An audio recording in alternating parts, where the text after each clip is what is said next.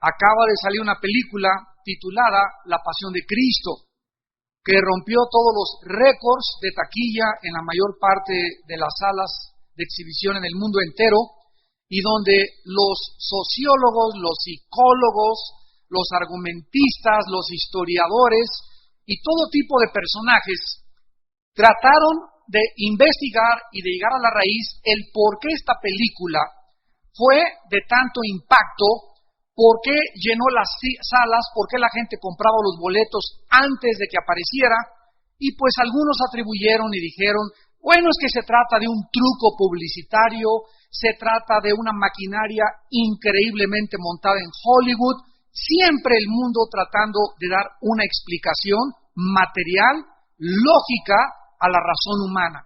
Sin embargo, detrás de todo esto, nosotros encontramos que la principal razón por la cual el mundo comenzó a tratar de asistir a ver esta película es porque es un síntoma de la vaciedad en que vive la gente. La gente está vacía, estamos hartos de la corrupción, estamos hartos de tanta pornografía, estamos hartos de tanta inmoralidad, y la Biblia dice que en lo más profundo de nuestra alma tenemos la eternidad, tenemos la conciencia, ya sea los aztecas, los jíbaros, los sumerios, los babilonios, los egipcios, todos los seres humanos traemos la conciencia de la eternidad. Desgraciadamente, cuando tú vas a ver esta película, no hay muchas cosas que estén apegadas a la Biblia. Una de las cosas que más impactaron, y gracias a Dios a la gente, fue los increíbles sufrimientos y los azotes que Cristo sufre en el pretorio romano antes de ser arrastrado y colgado como un vulgar animal en la cruz en medio de dos ladrones. De ahí en fuera, ¿verdad? Hay muchas cosas, muchos errores, muchas herejías en el huerto de Getsemaní, Cristo diciéndole al Padre que lo salve de esa hora, etcétera, etcétera, que lo defienda, Pedro diciendo que lo traiciona dentro del Sanedrín, y muchas cosas que muchos cristianos estudiosos de la palabra pudieron darse cuenta que no era verdad. Este estudio que hemos iniciado, el último día de Jesús, tiene esa intención y este propósito: ver, estudiar de una forma sistemática toda la pasión de Cristo, contando con Getsemaní hasta el momento de la cruz del Calvario, comenzando a las 2 de la mañana, cuando en Getsemaní lo arrestaron, hasta las 9 de la mañana, donde Él es crucificado. Vamos en esta, creo que la cuarta parte de la serie, a estudiar la traición. Eran aproximadamente entre las 2 y las 2:30 de la mañana, cuando Cristo regresó de Getsemaní con sus discípulos. Entre las 2 y las 2:30 de la mañana, que fue la hora en que lo capturaron, en que lo arrestaron, guiados, vamos a ver más adelante, 600 soldados, con líderes y alguaciles del templo, llegaron a Getsemaní, arrestaron a Cristo como a las 2:30, de las 2:30 a las 6:30 de la mañana, Cristo atravesó 6 juicios. 6 juicios Cristo atravesó, que son los que vamos a ir desarrollando y estudiando. Algunos de estos juicios fueron formales y otros informales. A las 9 de la mañana, el Señor Jesucristo estaría colgado en una colina llamada Gólgota, en medio de 2 ladrones. O sea que desde que lo arrestaron en Getsemaní hasta la cruz transcurrieron 7 horas. En todo este tiempo, de Getsemaní a la cruz del Calvario, Cristo sufrió 6 juicios. Y a las 3 de la tarde, o sea, de las 9 de la mañana que lo crucificaron, a las 3 de la tarde que Él murió, Cristo duró colgado en la cruz durante 6 horas. Después de estas 6 horas, cubrieron las tinieblas la tierra, y el tiempo total, desde todos los arrestos, los juicios, la sentencia y la ejecución, sería, repito, de 7 horas. Muy bien, nunca, señoras y señores, damas y caballeros, señores abogados que nos acompañan, nunca en la historia humana ha existido una perversión de la justicia que la que tomó lugar durante los juicios de Jesús. Todo lo que sucedió, absolutamente todo, fue completamente ilegal. Desde su arresto hasta su crucifixión. Todo principio de la justicia fue violado. Las leyes, tanto las leyes criminales como las leyes eclesiásticas y legales, todas fueron violentadas y todas fueron pisoteadas. El historiador Josefo escribió que fue un vil asesinato porque jamás existieron ni los cargos, ni los testigos, ni tampoco las acusaciones que pudieran legalmente sentenciar a este hombre a la pena de muerte.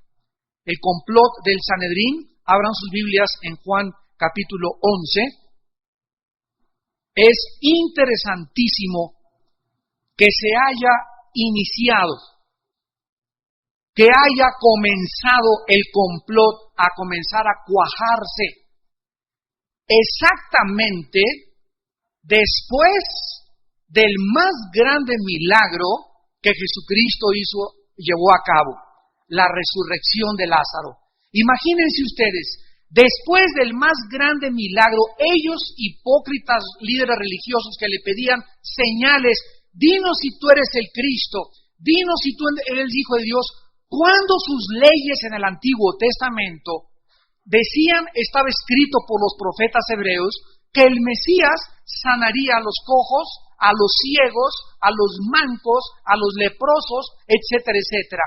Y aquí tenemos al grupo de religiosos viendo a un hombre levantar a otro hombre de entre los muertos con el poder simplemente de su voz, y al acabar este milagro, ellos comienzan a planear asesinarle. Juan capítulo 11, dice el versículo 47 en adelante: entonces los principales sacerdotes y los fariseos reunieron el concilio, o sea, el concilio, recuerden, es el Sanedrín. Reunieron el Sanedrín, es otro nombre para el Sanedrín, que era el brazo ejecutor de la ley de los judíos. Era el cuerpo gubernamental de los judíos en tiempo de Cristo. Entonces reunieron a este consejo y dijeron, ¿qué haremos? Porque este hombre hace muchas señales. Si le dejamos así, todos creerán en él y vendrán los romanos y destruirán nuestro lugar santo y nuestra nación. Entonces Caifás, uno de ellos, sumo sacerdote aquel año, les dijo, vosotros no sabéis nada, ni pensáis que nos conviene que un hombre muera por el pueblo y no que toda la nación perezca. Esto no lo dijo por sí mismo, sino que como era el sumo sacerdote aquel año, profetizó que Jesús había de morir por la nación, y no solamente por la nación, sino también para congregar en uno a los hijos de Dios que estaban dispersos. Así que desde aquel día acordaron matarle. Fue exactamente después de que vieron que Cristo tenía poder para levantar a los muertos que comenzaron el contubernio, el complot para asesinarle. En Mateo capítulo 26, vayan poniendo marcas porque vamos a ir regresando de un evangelio al otro. Mateo 26, versículos del 3 al 5. Vemos que 2 días exactamente después de la Pascua, el Sanedrín se vuelve a reunir. Mateo 26, versículo 3 al 5. Entonces los principales sacerdotes, los escribas y los ancianos del pueblo se reunieron en el patio del sumo sacerdote llamado Caifás y tuvieron consejo para prender con engaño a Jesús y matarle. Pero decían, observen esto cuidadosamente, no durante la fiesta, para que no se haga alboroto en el pueblo. Vean ustedes, hermanos, que el Sanedrín y los sacerdotes y los líderes religiosos comienzan a planear después de la resurrección de Lázaro la forma, el día, el tiempo en que caerían y matarían y sentenciarían a muerte a Jesucristo. Pero entre ellos sabían, entre los líderes religiosos del Sanedrín, que no podían capturar a Cristo ni arrestar a Cristo. ¿Cuándo? Durante la Pascua. ¿Por qué los líderes religiosos no querían capturar a Cristo durante la Pascua? Porque era precisamente durante la Pascua cuando todos los ciudadanos de todas las aldeas y de las ciudades, de todos alrededor de Judea, de Samaria y de Galilea, llegaban a Jerusalén para celebrar la Pascua. Y si ellos hubieran brincado sobre Cristo en el tiempo de la Pascua, eso es lo que pensaban, entonces podrían crear una subversión. O sea, se levantaría el pueblo porque ellos creían que el pueblo apoyaba a Jesucristo por todos los milagros que Jesucristo llevó a cabo. Entonces llegaron a una conclusión: vamos a matar a Cristo, pero no va a ser durante la Pascua. Y aquí vemos de una forma extraordinaria que es precisamente durante la Pascua cuando Cristo es arrestado. No porque los judíos tenían otro plan, ya lo vimos, sino porque era el tiempo en el que su Hijo de Dios tenía que morir. ¿Qué cosa fue lo que precipitó para que Cristo fuera arrestado en el día en lo que los líderes religiosos no querían que fuera arrestado? La traición de Judas. Cuando Judas es sorprendido en la Santa Cena y Cristo dice, uno de ustedes me va a traicionar, Judas, lo vamos a ver más adelante, se siente descubierto. Estaba el hipócrita tan perfectamente bien camuflajeado y tan perfectamente disfrazado que ninguno de los discípulos se dio cuenta que Judas era el traidor. Pero él se dio cuenta que Jesús ya sabía que él era el traidor. Entonces, al acabar la cena, en el aposento alto, sale corriendo Judas y se va con los sacerdotes y les dice, no podemos esperar ni un solo minuto más. Tenemos que ir a arrestarlo porque él ya sabe quién soy yo. Este suceso hizo que se precipitara el arresto de Jesucristo. Además que el Éxodo, capítulo 12, estaba escrito que la Pascua se celebraría, ¿cuándo? El primer mes del calendario judío, el mes de Nisan, que cae entre abril y mayo del calendario solar en el cual nosotros vivimos. Además decía en Éxodo 12 que el cordero tenía que ser apartado el día 14, que fue el domingo de Ramos, cuando Cristo entró a Jerusalén montado en un pollino. Y 3 o 4 días después, porque los días judíos son de las 6 de la tarde a las 6 de la tarde del otro día, tenía que ser sacrificado. Entonces Cristo tenía que morir exactamente 3 o 4 días después de que Él entró al domingo de Ramos.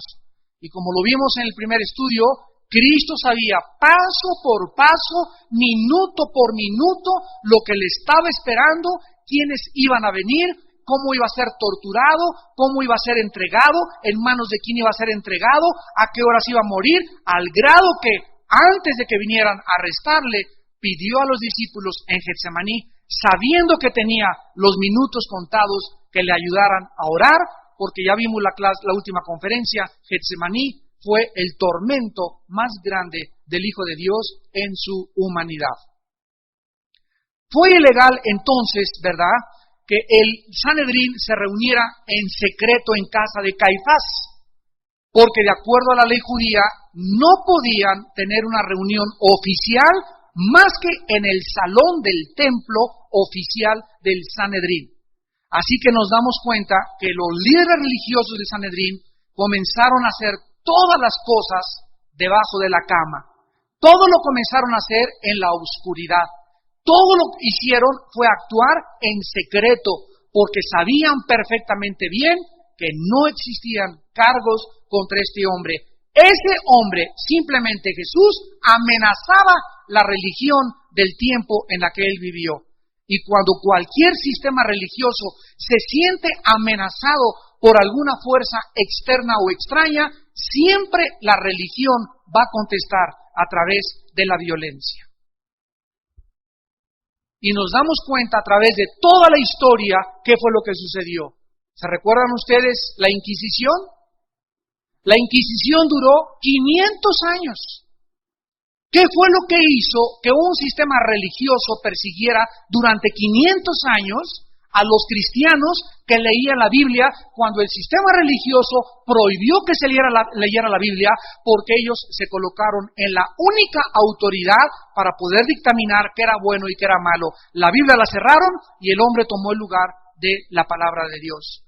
Y esto fue lo que ocasionó que durante 500 años millones de hijos e hijas de Dios murieran en manos de un sistema religioso pagano por causa de que no podían ellos luchar contra la verdad más que a través de la violencia. Quiero, antes de continuar, recordar algo. El enemigo más grande del cristianismo no es el comunismo, no es el fascismo, no es el sistema neofascista, no es la ideología marxista, no es el ateísmo. El enemigo más grande del cristianismo es el espíritu religioso. Cuando Jesucristo vino, no fueron los romanos los que lo crucificaron. Cuando Jesucristo vino, no fueron los esenios o las sectas que abundaban en Jerusalén y en los alrededores los que lo crucificaron. ¿Quién fue el que se opuso, el espíritu que se opuso a Cristo desde que apareció e hizo su entrada al escenario mundial? El espíritu de las religiones. El espíritu religioso. Y es el espíritu religioso el más peligroso de todos, porque trae la apariencia de piedad. Si tú ves a un comunista, un ateo, te grita barbaridades y ya sabes quién es, pero el religioso se encuentra disfrazado. Y ese es el peligro, que Satanás se disfraza de ángel de tinieblas, como Frankenstein. No, Satanás se disfraza. Cuando él quiere cubrir su apariencia, se cubre con luz. Para que los seres humanos no puedan discernir qué se encuentra detrás de esa aparente luz, que no es luz, sino luz falsificada. Y este es el peligro que tienen todos los seres humanos y principalmente en esta época los cristianos. Que están apareciendo por todos lados luces que parecen que son milagros y obras de Dios, y se necesita tener al Espíritu Santo para discernir. La palabra discernir significa distinguir entre el bien y entre el mal, entre la luz y las tinieblas. ¿Se acuerdan del famoso cuento de la Caperucita Roja? Esa moraleja tiene mucho más enseñanzas que las telenovelas que ves en la noche. Porque ahí ves claramente, ¿verdad?, a través de esta moraleja, de qué forma el lobo, ¿verdad?, tenía que disfrazarse para acercarse a la Caperucita Roja, y desde que somos niños, a través de estos cuentos que contienen una verdad moral encerrada, escondida, descubrimos que a eso es lo que la Biblia enseña desde hace miles de años, que tengamos cuidado, porque cuando alguien viene a tu vida a hacerte daño, no va a venir sin máscara, se va a cubrir y se va a disfrazar. Y esta es la razón por la cual el Espíritu Santo nos manda, hermanos, ¿a qué cosa? A que seamos sinceros unos con otros entre nosotros. A que nos amemos con una fe no fingida. Que nuestro amor entre nosotros sea verdaderamente nacido del corazón. Que no digas, mi hermano, ¿cómo estás? Y aquí traes el sable Conan detrás de ti. ¿Cuántos hermanos así son, verdad? ¿Cómo está, hermano? Y sacan el cuchillo y se voltea el hermano y se lo entierran. O se va el hermano y comienzan a hablar de él. Y qué bonito vestido trae, hermano, parece china poblana. Cuando nosotros comenzamos entre nosotros a perder la autenticidad, cuando ya no somos genuinos, cuando entre nosotros comienza a haber hipocresía y comienzas a darme una cara que no eres, o yo te comienzo a dar una cara que no soy, ¿sabes una cosa? No soy digno verdaderamente de ser llamado hijo de Dios. Porque si algo lo vamos a ver en Judas, Dios odia, es la hipocresía. Que no seamos como nosotros debemos de ser. Y Dios anhela con todo su corazón que entre nosotros nos amemos con ósculo santo. Ahora muy bien, fue ilegal entonces que el Sanedrín le sentenciara, planeara sin ninguna acusación, juicio o defensa. Acordaron sentenciarlo a muerte, pero lo querían hacer a escondidas, en secreto, sin hacer mucho ruido y esperar hasta después de la Pascua, repito, para que la multitud de la gente no se levantara y no causara un problema de insurrección o de subversión.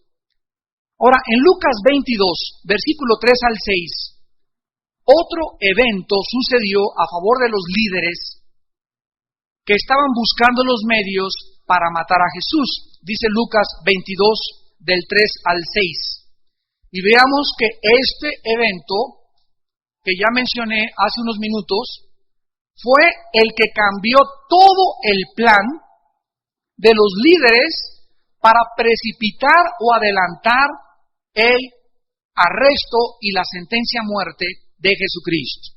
Dice Lucas 22, versículo 3 al 6, y entró Satanás en Judas. Y entró Satanás en Judas. Aquí la Biblia nos revela algo sobrenatural. Satanás es un espíritu que opera en el mundo espiritual. Pero tanto él como sus demonios, los ángeles caídos, no. Los demonios y los ángeles caídos son dos criaturas diferentes. Los ángeles caídos son los que cayeron con Satanás del tercer cielo y se les llaman principados. Los demonios se les llama huestes espirituales de maldad, son los soldados rasos. Bueno, tanto Satanás como sus soldados rasos, los demonios, pueden, de acuerdo a la Biblia, entrar dentro de un ser humano y alterar su cerebro, su vista, su oído, su olfato, las cuerdas vocales, se pueden meter a tu hígado, al páncreas, al intestino, al vaso, al estómago, te pueden alterar el sistema sanguíneo, el flujo de la corriente sanguínea, te pueden causar hipertensión, te pueden causar baja presión, tienen el control y el conocimiento absoluto que la ciencia del siglo XXI no ha podido aún determinar. Conocen perfectamente bien el sistema neuronal de las neuronas del cerebro, las conexiones de las neuronas en el cerebro, los millones de conexiones que tenemos, que es una computadora increíblemente exquisita que Dios creó. Los demonios saben qué contacto, qué alambrito moverte para afectar tu salud, tu forma de pensar y tu conducta diaria. Y estos ejemplos los vemos continuamente en la Biblia, por ejemplo con el Gadareno, que era un hombre, ¿verdad?, que con cadenas se hacía mal. Uno de los síntomas de que una persona tiene demonios es que la persona tiene de una forma inequívoca intentos de suicidio. Si hay alguna persona aquí que ha sentido ideas que te vienen a la mente de quitarte la vida, quiero que sepas que no vienen de Dios, vienen de los demonios. Y tú tienes que luchar contra esos pensamientos y no permitirles darles cabida en tu mente ni en tu cerebro, porque si sigues albergando y sigues pensando que es mucho mejor la puerta fácil del suicidio que enfrentar la verdad de Dios con la victoria de Cristo, los demonios te pueden hacer mucho daño. Porque de ahí se brinca a las drogas. ¿Qué son las drogas? Es una forma de comenzar a suicidarte. Tanto el cigarro, las personas que fuman se están suicidando lentamente. Las personas que toman se están suicidando lentamente. Las personas que usan pornografía están suicidándose moralmente. Las personas que no tienen ningún control de su salud, que no cuidan lo que comen lo que tienen en el plato, ahí lo que les ponen en el restaurante, piden lo que sea, sin hacer una distinción en la carta de los alimentos limpios y los sanos, los que me benefician y los que no me benefician, se están suicidando físicamente todos los días. Recuerden que les acabo de mencionar que acaban de descubrir en la clínica Mayo de Rochester, que es la más famosa en el mundo, en Estados Unidos, que todos los refrescos, sin ninguna excepción, tienen una cantidad tan grande de fósforo que te quitan y eliminan todo el calcio de tu cuerpo. Cualquier soda que tú tomes, poco a poco te comienza a minar, a robar y a diluir el calcio de tu cuerpo. Cuídense las mujeres pasando de los 40 años de tomar refrescos. Y así la ciencia nos está ayudando a poder cuidarnos más y a saber qué es lo que podemos ver y lo que podemos comer. Entonces Satanás, vemos que entra en Judas, por sobrenombre Iscariote, el cual era uno del número de los 12 Y este fue y habló con los principales sacerdotes, con los jefes de la guardia, de cómo se lo entregaría. O sea, la entrada de Satanás en Judas hace que lo que habían planeado los líderes religiosos cambien su plan. Porque cuando Satanás entra en Judas, Satanás lo indilga, lo impele, lo lleva a decirles a los sacerdotes de cómo se los iba a entregar. Ellos se alegraron y convinieron en darle dinero. La ley en Deuteronomio 27-25 en el Antiguo Testamento decía esto, pero esto nunca lo recordó Judas. Dice Deuteronomio 27-25, maldito el que recibiere soborno para quitar la vida al inocente. Maldito el que recibiere soborno para quitar la vida al inocente. Y dirá todo el pueblo, amén. Esto no lo recordó Judas. Ahora muy bien, 2 días habían pasado pues ya, y estaban cerca de la Pascua. Y el apóstol Juan nos relata, como lo vamos a ver a continuación, los eventos que sucedieron mientras Cristo estaba orando con sus discípulos y estableciendo la cena, la última cena, la Santa Cena, donde se estableció el pacto de sangre bajo el cual tú y yo vivimos. El Señor declara que sería traicionado. Miren ustedes, por ejemplo, en Mateo capítulo 26, otra vez, Mateo 26, versículo 20 al 22, que estando en la cena, Cristo les dice estas palabras, Mateo 26, 20, cuando llegó la noche, se sentó a la mesa con los 12, y mientras comían dijo, de cierto os digo que uno de vosotros me va a entregar. Esta era la primera vez que Jesucristo decía que el traidor se encontraba entre ellos.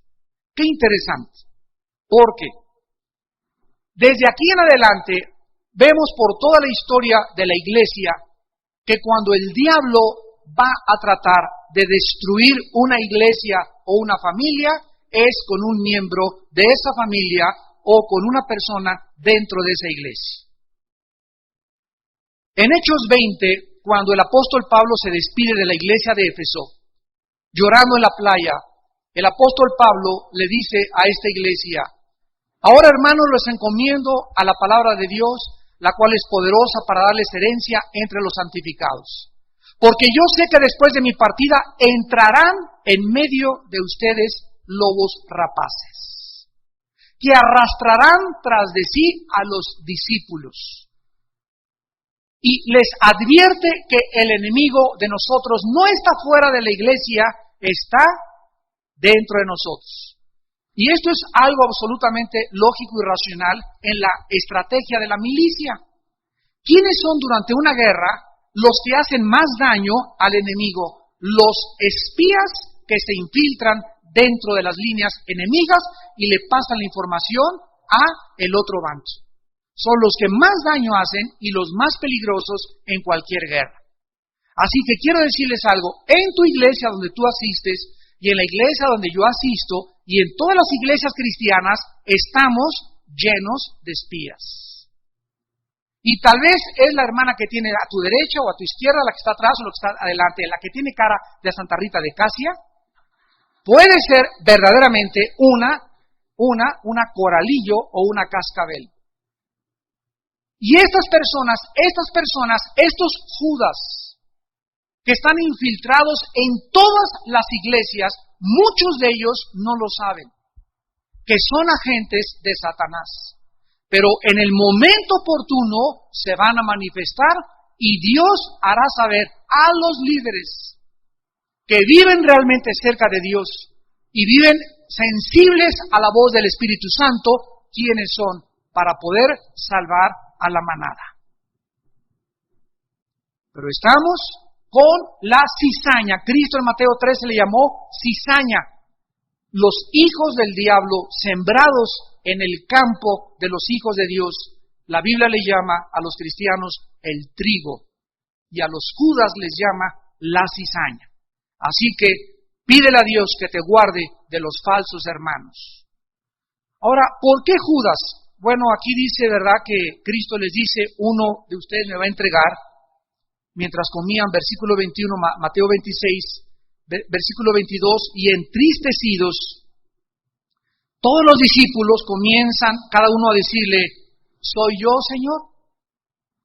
Y entonces él respondiendo dijo, el que mete la mano conmigo en el plato, ese me va a entregar.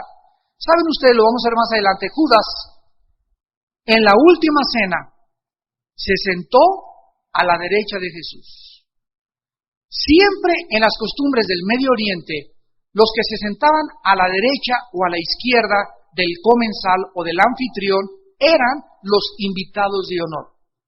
Qué increíble que Cristo le haya guardado el lugar del invitado de honor a Judas. Pero aún todavía va mucho más allá, sino que les dice a los discípulos algo que aún cuando Judas lo hace, ellos no lo entienden, por esto mismo lo puso en el lugar de honor. Ahora lo van a entender.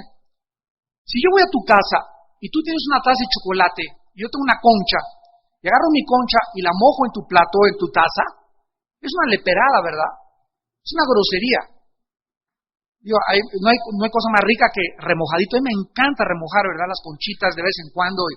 Saben mucho más rico en México con chocolatito, ¿verdad? Pero si agarro esa concha yo y la remojo en tu taza de tu chocolate, es una grosería. En el Antiguo Oriente, las personas que podían tener, por ejemplo, si yo voy a casa de mi hermano Alex, ahí sí lo puedo hacer. ¿Por qué? Porque hay confianza entre los dos. Y él lo hace cada ratito conmigo, agarra sus conchas y me las mete en mi chocolate, ¿verdad? Sus galletas hasta en la Coca-Cola las mete él.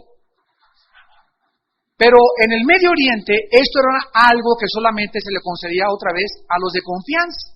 Entonces cuando Judas agarra y mete su bocado en el plato de Cristo, los discípulos dicen, si el Señor le permite a Judas hacer esto, hay una confusión. ¿Cómo está diciendo que el que moje el pan, cuando solo los más íntimos del Señor y los que tienen el lugar de honor se les permite hacer eso? Eso los confundió y Cristo lo hizo a propósito, para que nada más Judas supiera que el Señor sabía que él era el traidor.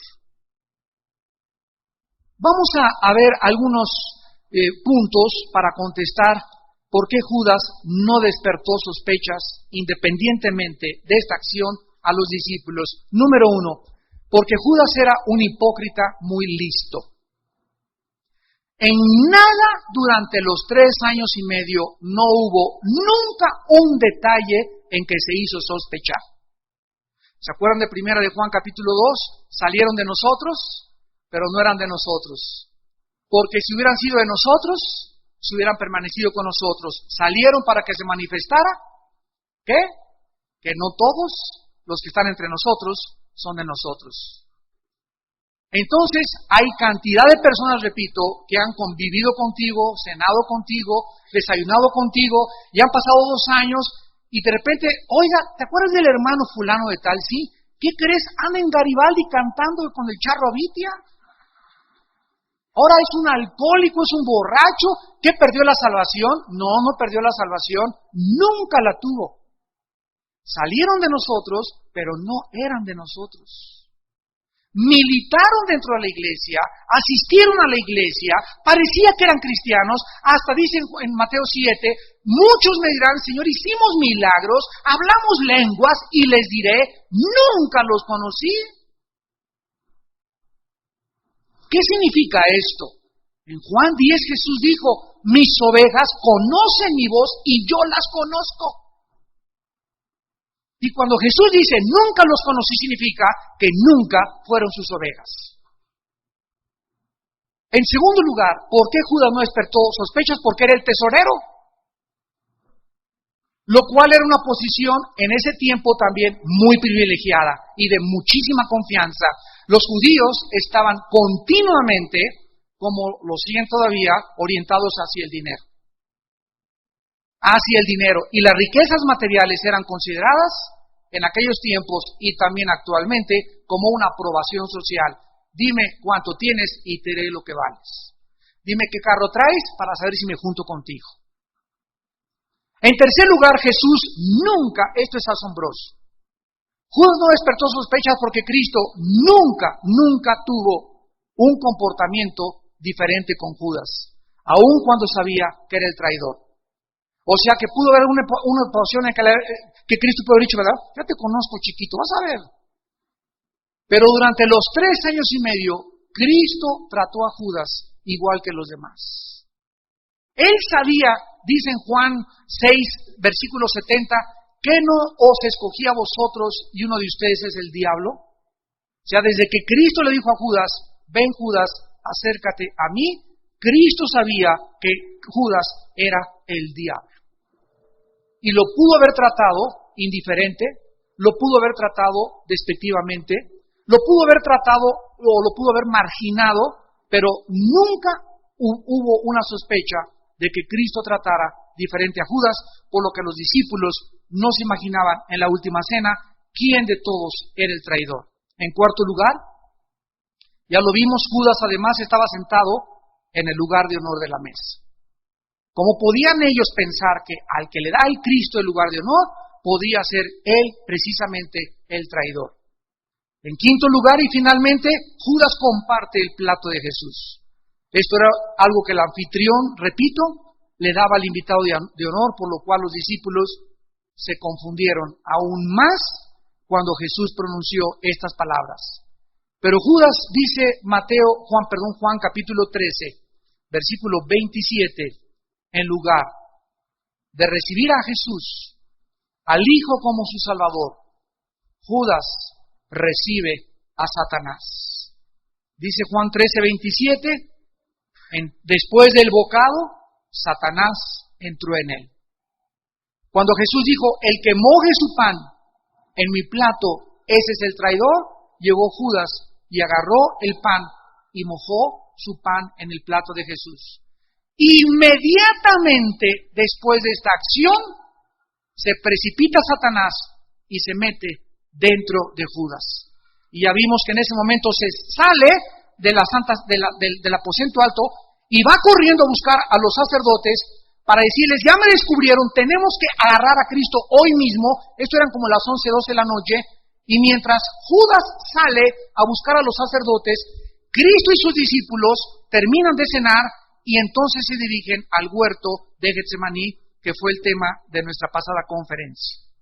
Y ahí en Getsemaní comienzan a orar, mientras Judas ya alborotó a los líderes, ya fueron por los soldados y ya vienen camino al huerto donde Jesús los estaba esperando. Porque repito, Jesús sabía con anticipación todas las cosas que iban a suceder. Ahora, ¿qué estaba detrás del movimiento de Judas para abandonar la cena y dirigirse al Sanedrín? Porque, repito, fue descubierto por el Señor Jesucristo. Judas ya no se podía quedar con los discípulos, ya no tenía cara cuando Jesús le dijo indirectamente, tú eres el traidor.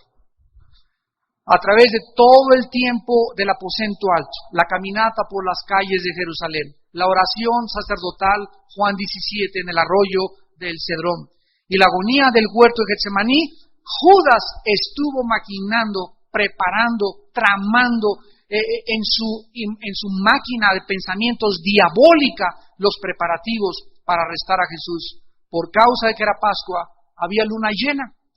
Y cuando todo estuvo listo, Judas va por los soldados. Y dice, vamos a verlo en Juan 18, quiero que lo apunten en sus Biblias, lo que significa una compañía de soldados. Dice Juan 18, versículo 3. Judas, pues, tomando una compañía de soldados, apunten, una compañía de soldados eran 600 soldados, porque era la 10ª parte de una legión, y una legión era de 6,000 soldados. O sea, 600 soldados, o sea, en esta noche somos un poquito más de 600, yo creo que hasta aquí somos 600. De aquí para allá, imagínense que son puros soldados. Esta es la cantidad de soldados que rodearon el huerto de Getsemaní para arrestar a Jesús. ¿Por qué tantos soldados? Porque los líderes religiosos tenían una influencia tan grande con el gobierno, como lo sigue teniendo la religión con los gobernantes del mundo entero, que convencieron al gobierno de que si ellos no iban protegidos, o sea, los superaban 100-1. Y sabían que los discípulos andaban armados, ustedes saben eso, ¿verdad? Por eso vamos a verlo después que Pedro saca el espada y le corta la oreja a Malco, al siervo del sumo sacerdote Caifás.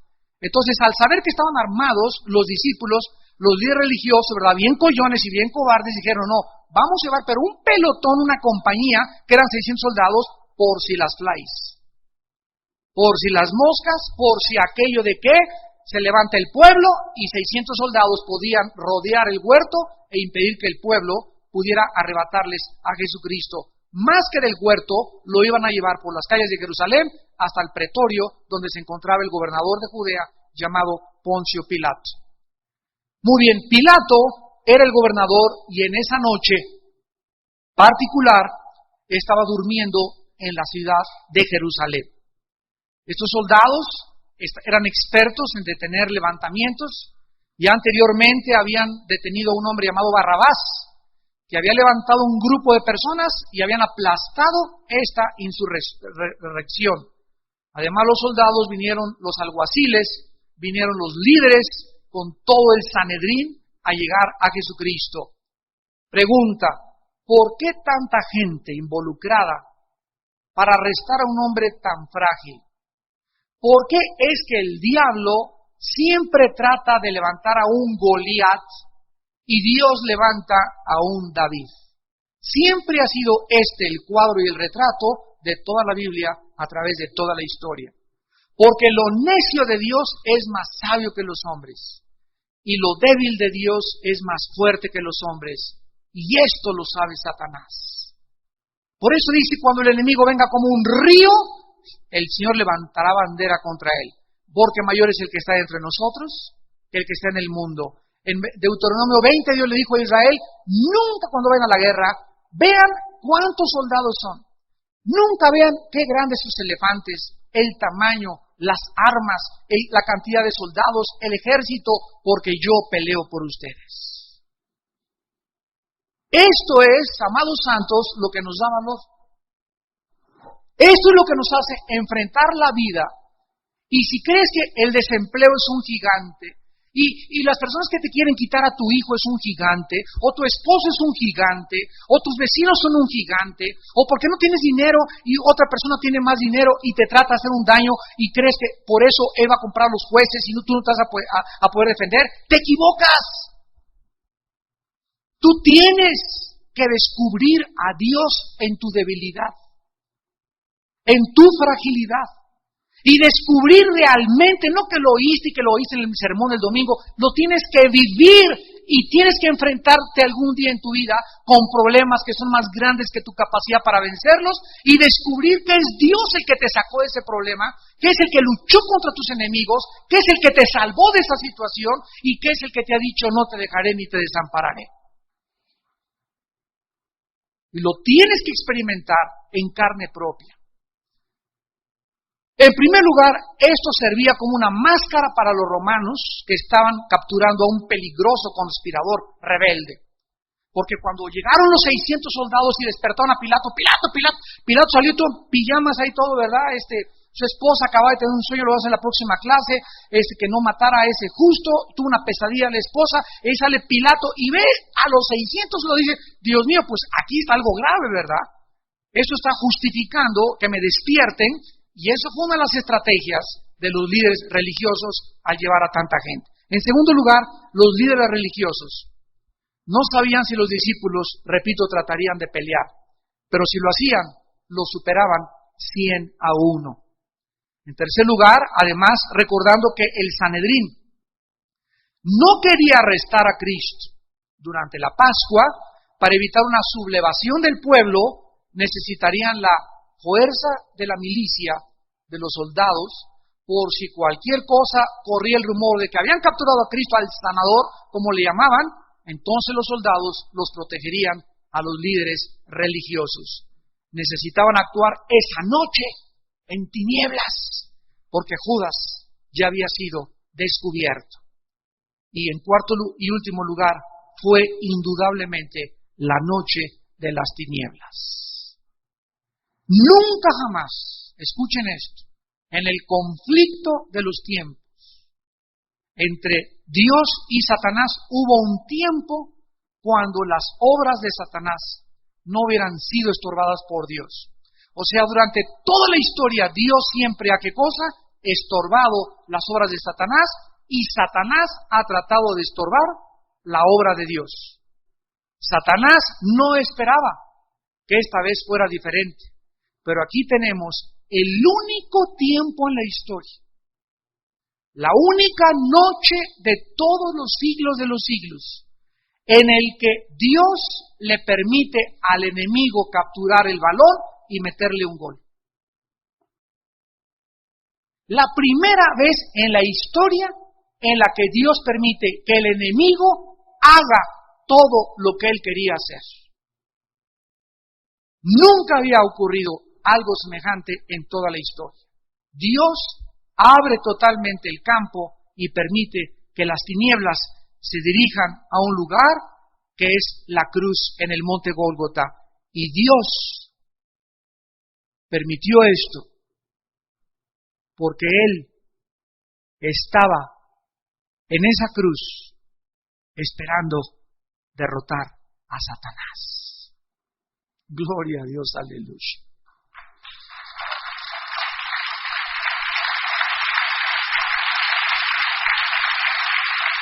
Señor, te damos gracias en esta noche por tu palabra. Te damos gracias porque tus pensamientos, nuestros pensamientos, ni tus caminos, nuestros caminos. Oh profundidad de las riquezas, de la sabiduría y de la inteligencia de Dios. Quien pudo conocer sus juicios inescrutables e insondables son sus caminos. Señor, tu palabra dice que tu misericordia es hasta los cielos, tu fidelidad hasta las nubes, tu justicia como montes altos y tus juicios abismo profundo. Gracias por revelar a nuestro espíritu, Padre, todo lo que se encontraba detrás de tu plan. Un plan donde creía el enemigo que era la hora de la victoria. Un plan que el mismo enemigo, el mismo Satanás fue desconcertado y confundido porque él no sabe todas las cosas, él no es Dios. Y vemos cómo escondiste, Señor, detrás de esa cruz. Y detrás de lo indefenso de tu Hijo Jesucristo, que como un cordero enmudeció y no abrió su boca, y fue arrestado. Y los discípulos también se confundieron al ver por qué se dejaba Jesús arrestar. Cuando con su sola voz a los soldados les dijo, yo soy, y toda esta legión, todo este compañía de soldados cayeron hacia atrás, Cristo demostraba que con la pura palabra podía impedir la hora de las tinieblas, pero era la hora de las tinieblas. Dios así lo había permitido para mostrarnos detrás de esto su sabiduría, para darnos a nosotros esperanza 20 siglos después y decirnos, todas las cosas contribuyen para vuestro bien, a los que me aman. Ningún arma forjada contra ti prosperará, sino que Dios condenará toda lengua que se levante en juicio en contra de tu persona y de tu familia. Esta es la herencia de mis hijos, dice el Señor, y mi salvación de mí vendrá. Padre, te damos gracias porque si tú con nosotros, ¿quién contra nosotros? Si no escatimaste a tu Hijo, sino que lo entregaste por todos nosotros, ¿cómo podemos dudar de tu provisión, de tu poder, de tu infinito amor, de tu cuidado continuo sobre nuestras vidas y nuestra familia? El que habita al abrigo del Altísimo morará bajo la sombra del Omnipotente. El que vive cerca de Dios vivirá protegido por Dios. Amado hermano, amada hermana en Jesucristo, nunca te atrevas a alejarte de tu Señor. ¿Quién se endureció contra Él y le fue bien en la vida? Nadie. Porque en su presencia hay plenitud de gozo. En la presencia de Dios es cuando tenemos la paz, la tranquilidad, la dirección que nuestra vida necesita, la fuerza para vivir y la alegría y el gozo de tener esta corta vida, sabiendo que todas las cosas están bajo su control. Dios reina el Todopoderoso. Justicia y juicio son el estrado de su trono. Él está al control de tu vida y de mi vida. Él conoce tus traumas, tus problemas, tus complejos, conoce tus enemigos y mis enemigos, y Él dice, no teman, pequeña manada. Estoy con ustedes todos los días hasta el fin del mundo. No se desesperen, no desmayen, no se impacienten. Sean santos en toda vuestra manera de vivir. Y en esta noche quisiéramos invitar también a ustedes que nos ven a través de la televisión, si quieres invitar tu vida en este momento y traerla a la cruz, si quieres aceptar el regalo de Dios en Cristo Jesús, que es Él que te está llamando para que vengas y recibas en su nombre el perdón de tus pecados, ahí desde donde estás, en esta noche, a ustedes que están aquí asentados, dile a Cristo en este momento en tu corazón: Señor mío y Dios mío, me arrepiento de mis pecados. Creo que en la cruz Cristo pagó con su vida y con su sangre por mis pecados. Que Él sufrió en mi lugar y a los 3 días resucitó de entre los muertos. Ahora te pido, Jesús, en este momento, tú que vives gloriosamente sentado a la diestra de tu Padre en las alturas, que entres a mi vida. Te recibo como mi Señor y mi Salvador. Y te pido que me des las fuerzas para vivir para ti y para poder comprender estos misterios que solo tu Espíritu Santo me puede revelar. Porque te lo pido y te doy las gracias en el nombre de Jesús. Amén.